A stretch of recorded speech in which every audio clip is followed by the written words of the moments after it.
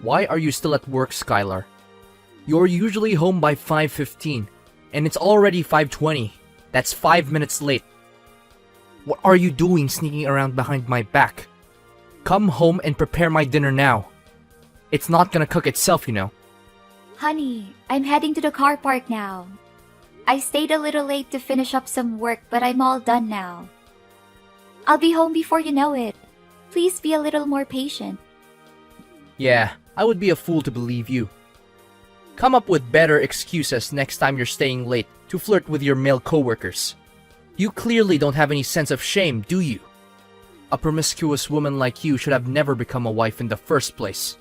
Honey, I'm confused. What are you talking about? I've never flirted with another man since we got married. You know very clearly that I would never do anything to hurt you or our marriage. Yeah, I already figured that you wouldn't admit to your sins. But it's understandable. The guilty flee when no man pursueth. That's what they always say. I guess honesty is not one of your family traits after all. Please, Thomas. I've already told you that I didn't do anything shady behind your back. Why don't you just believe me for once? Please don't accuse me of something so serious without any evidence to support your claim. Evidence? I don't need any evidence to claim that everything I said is true. I am the evidence. What were you thinking, wearing that skirt to work today? It was so short that I'm surprised you didn't flash everyone. Dare to tell me that you didn't wear that skirt to work today to tease the men in your office? Do you really think that's an appropriate attire for the office? You're not a child. You're a grown woman. Start acting like it. Thomas, honey, it's a totally normal pencil skirt, and it falls below the knee. My colleagues wear pencil skirts all the time to work, so why am I being told that I can't wear them? I mean, even my bosses don't have anything against it. Please don't be too harsh on me, Thomas. They are not bothered by your outfit because they are only interested in your body. The shorter you're dressed, the more they will enjoy looking at you. You are being used as a source of entertainment for the jerks at your office, you fool. Why do I always have to lay everything on the table for you like that? Next time, please use your brain to understand the situation better. Will you? What are you even saying? Don't just assume that everyone thinks the way you do. My colleagues and bosses are all decent people who respect me. In fact, I believe they respect me even more than you do, Thomas. You should be ashamed of yourself for saying what you just said. Gosh, we've been husband and wife for nearly 3 years, and I'm still amazed at how naive you can be. They don't respect you. They're just seeing you as a doll to be played with, and then discarded later on. Don't you see? I'm the only one who you can trust, and my love for you is unparalleled. Please don't say that, honey. My bosses and coworkers aren't anything like you said. I know you love me, honey, but you don't have to be too worried about the guys at my work. Most of them are already married, so there's nothing to be concerned about. Yeah, I know, but better safe than sorry. Anyways, I've already installed a GPS tracker on your phone, so I will know if you go anywhere other than your workplace or your home. I'm monitoring each and every one of your movements. That's why don't even attempt to go anywhere else without telling me firsthand. What? When did you do that? And why didn't you say anything to me? Don't you think it's already a little too much? Well, not very long ago, actually. But don't get me wrong. I just did it out of good intentions, you know. All I want is to watch over you and keep you safe. The world can be a dangerous place, and it's important to be vigilant and aware of the potential for danger. Well, but as you mentioned earlier, I'm a grown woman now. So I'm pretty sure that I know what I'm doing. I appreciate your good thoughts, but you don't have to be too protective over me like that, Thomas. To be honest, it makes me feel like you're invading my privacy. Invading your privacy? How dare you even say that to me? When you're the one who's constantly trying to hit on other guys.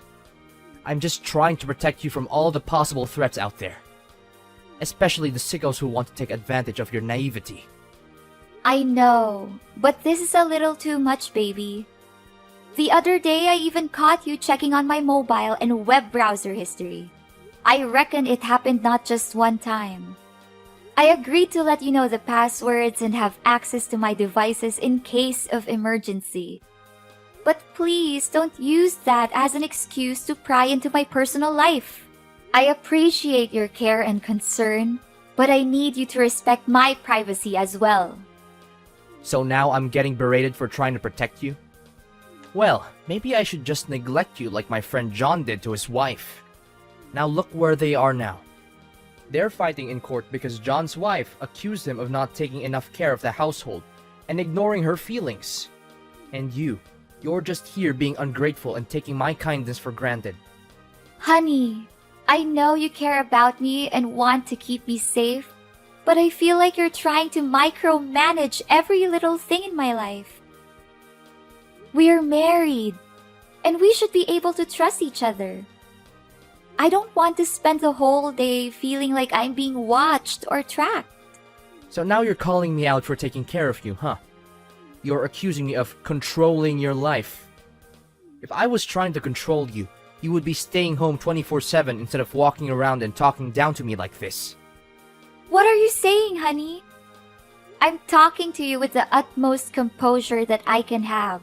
However, don't you think it's a little unfair that you didn't even let me go out with my friends or colleagues? I'm not even allowed to go to family gatherings either. Why do you get to do all kinds of things you want and I don't? Hey, don't aggravate everything and try to guilt trip me like that. I never said that you couldn't go. In fact, it's you who chose not to do that. I didn't go because I knew you would bombard my phone with numerous texts and calls. I know you're coming from a place of love, but I need you to respect my boundaries too. I need to be able to go out with my friends without feeling like I have to check in with you every hour. I need to be able to go to work without feeling like you're going to call me every 5 minutes to see where I am. Fine, I'll leave you in peace, if you wish so. Before marrying you, I used to have girls lining up at my doorstep begging me to go out with them. I'm a successful, good-looking business executive who ticks off all the boxes of an ideal man. And you're nothing but an ordinary office clerk. Honestly, I could have left you any minute if I wanted to, but I didn't because I love you. I chose you to be my wife, so you should be more grateful for what you have. Skylar, get home immediately. Explain to me why am I not seeing you at home yet? It's already past 8. Are you gonna leave me here all night waiting for you? Honey, I mentioned earlier today that I'll be attending a farewell party for my former boss who is retiring. It would be totally rude and inconsiderate of me to decline, so I'll be going. I'm sorry, I won't be able to cook dinner tonight. You can order takeout or go out to eat, whichever the case. Besides, I know you're tracking my phone, so you can already know that I'm not going anywhere I shouldn't be. I know you already texted me, but did I agree to let you go? No, so now my approval doesn't even matter anymore. Now you just think that you can do what you want without checking with me first, huh? I'm only nothing but a complete stranger in your eyes, correct? I didn't say that, honey. I'm not sure where you got that idea, but it's simply not true. Please don't put words in my mouth, and please don't be too vigilant about my schedule. I'm your wife, not your enemy, to be tracked down nearly 24 hours a day. Good questioning. But what forced me to become more vigilant, huh? It's you. You're the one who's full of tricks and always wants to deceive. Thomas, you know I would never do anything to mislead you. Why did you say that? Are you sure? What about that time you tricked me by giving your phone to your coworkers so that you can sneak away to your sister's house without me knowing about it? What? I didn't do that. Please don't accuse me of something I didn't do. You didn't do it? Are you sure? Do you want me to call that coworker over to our home so we can have a fair and square confrontation between the three of us? What's his name? Oh, Oscar, if I'm not mistaken. Judging by the look on his face, he's more than thrilled to help you cover your dirty deed. Need I send you a picture of you handing over your phone to Oscar as proof? How did you figure that out? Well, it's not that difficult. Really. I just hired a private detective following you everywhere you go. In fact, I've even bribed some of your coworkers to keep me updated about you. It's really quite clever if I do say so myself. Now you know it. So don't even think about doing anything stupid to deceive me again from now on. Thomas, I am a grown adult, and I know that I'm allowed to see my sister, parents, or any of my blood relatives without you checking in on me every few minutes. I am not a child, and I do not need to be monitored. I am well aware of my rights, and I have never done anything to violate them.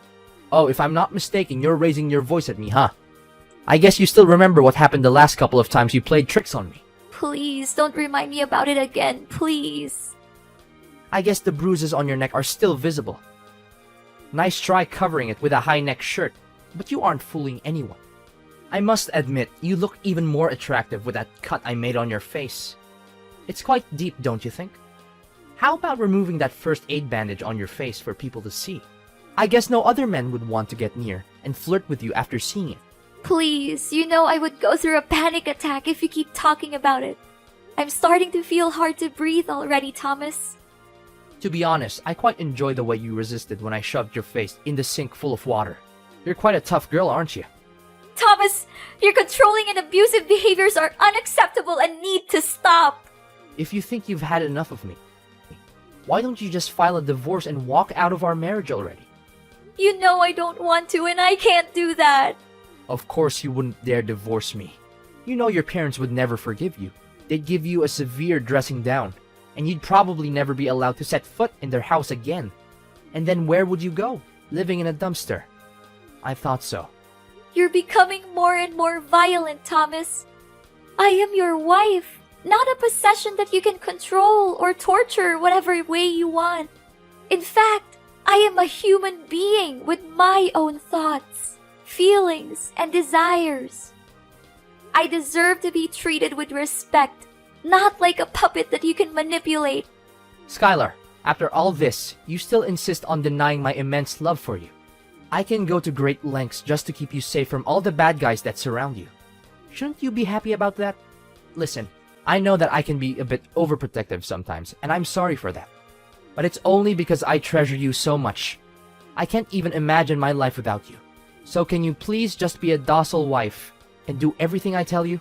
Well, I'm happy that you're able to recognize your own mistake.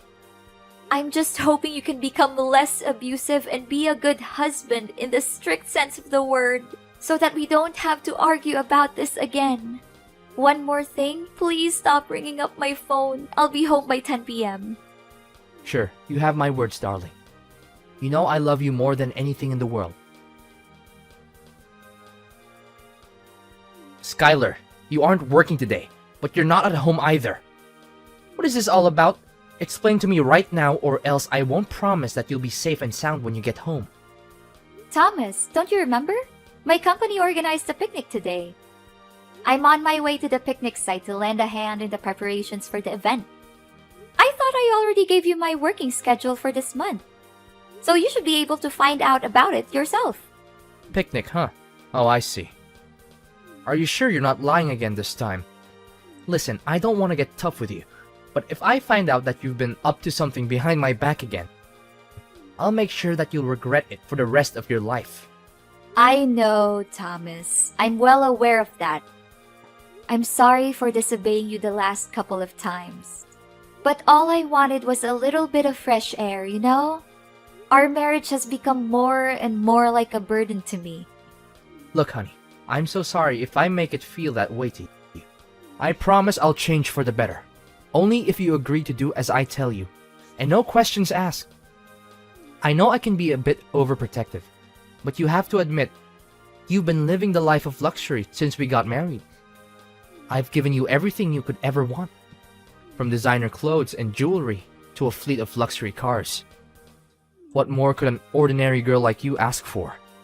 Yes, I got it now. I'll strictly follow whatever you say from now on. But I would appreciate it if you would talk to me in a more reasonable way. That's my good girl. Yes, I promise to use only gentle and loving language when I speak to you from this moment on. Have a great time with your colleagues then. I will. Thank you. One more thing. Don't talk with Oscar. I know that he doesn't have good intentions towards you. In fact, his eyes were glued to your chest every time he looked at you, which even further claims that he's nothing but a perv. I only met him one time, and I already dislike him. Don't say such a thing about Oscar. He's a good person, honey. He helped me a lot of times with my work. Besides, he's also a technology geek. I reckon his one and only interest is developing software day in and day out. But are you really okay to let me go on a picnic like that? Yeah, sure, why wouldn't I? I told you last time that you'll have more freedom to do the things you like, didn't I? So you did change after all. I'm so proud of you. I promise you that I'll be home as soon as possible. Love you, hon. Skylar, you're not at the picnic area. You witch! You're going somewhere else. Guess once a liar, always a liar, huh? I knew that I could never trust a promiscuous broad like you. What are you saying, Thomas? I'm at the picnic site. Did you check your tracking app? How could I even trust that stupid app anymore? You're just gonna hand your phone to someone else and ask them to bring it along to the picnic site? I'm not that easy to fool. Don't even think about using that trick on me again. Well, last time you said that you bribed my coworkers so that they can inform you immediately if I make any suspicious activity. Why don't you ask them now? You even said that you even hired a private detective to keep an eye on me whenever I leave the house, correct? Just contact them and ask where I am now. But they're all claiming that you're at the location where the picnic will be held. They even sent me pictures of you as proof. Wait a minute. Did you give them some money so they can turn their back on me and take your side? I can tell for a fact that these people are definitely lying. Why are you so sure about that? Because I'm in your trunk, idiot. I have been tracking you off since the moment you set foot out of the house. What? You're in my car trunk? Are you out of your mind? How could you come up with such a crazy idea? It's you who forced me to do this. You leave me no choice. You're getting better and better at concealing your lies.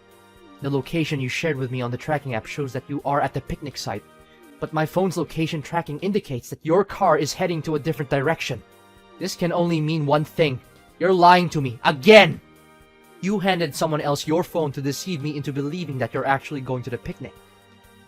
But in reality, you are covertly absconding to engage in infidelity. Thomas, please think more rationally, will you? You already checked with the detective and my colleagues, and they all confirmed that they see me at the designated spot for the picnic. What else do you want? Do you need me to personally take some pictures of myself and send them to you? That's impossible! My phone's tracking has never been wrong before. But how can you drive the car and be at the picnic at the same time? Something is definitely out of place. Oh, Thomas, you think you're such a genius. But I just proved that you can be easily misled by a little child's game. What? What are you saying? Quit fooling around with me. I'm not in the mood for that. Can you see? It's not me who's driving the car. Oscar is helping me drive it. I'm actually at the picnic place just like I told you. I knew you pretended to go to work, but in reality you were hiding in my car trunk to follow me around. That's why I called Oscar over and asked him to replace me and drive my car. After that, I used Oscar's car to drive to the picnic location. Great plan, isn't it? You what? How did you figure out that I was in your car trunk? That's impossible. I'm sure I covered my tracks very carefully. I even erased every possible trail. Thomas, this time it's your own skepticism that betrayed you. Do you remember the last time you demanded a couple pictures of myself to prove that I was at the company? Oscar helped me attach a spyware to that file. When you downloaded the file on your phone, the spyware allows me to access your phone's GPS and track your location. That's how I found out about you hiding in my car trunk. What? So you've been spying on me this whole time? That's unacceptable. Do you know what's even more interesting, Thomas? Oscar is driving you directly to the police station. I'm not afraid of you anymore. You will soon be held accountable for your crimes. What crime? I haven't done anything wrong. The scars and bruises on my body are a testament to your violence. Not only that, the emotional damage you inflicted on me is just as real as the physical damage. You loved me so much that you tortured me and treated me like a possession. Honestly, it disgusts me every time you say that you love me. Tell your friend to stop the car and let me out. I'm not kidding. I'll make you pay a heavy price for double-crossing me. Forcing someone to go to the police station is a crime, you know. Fine. I'll tell Oscar to let you out of the car trunk. In the end, we just wanted to frighten you a little bit.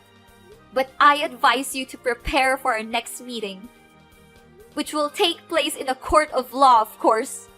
You may get away with this now, but you will not be able to escape what is coming for you next.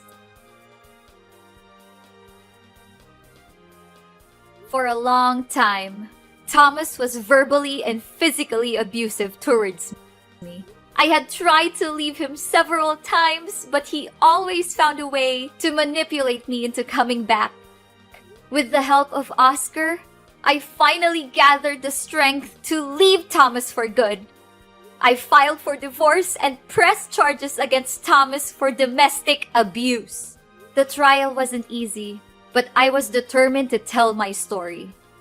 I testified about the years of abuse I had suffered, and I even showed the jury the scars that Thomas had left on my body.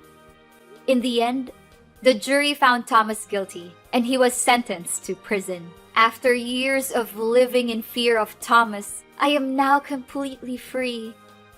Oscar has been a great help in my journey to heal from past trauma. He showed me how to open up again, to let go of Thomas' dreadful words and actions, which once haunted me every time I closed my eyes. I'm very pleased to announce that I am now happily married to Oscar. We have 2 children together, and we are a strong and loving family. I hope to become an inspiration to other survivors of domestic abuse, because I know firsthand that it is possible to overcome abuse and find happiness.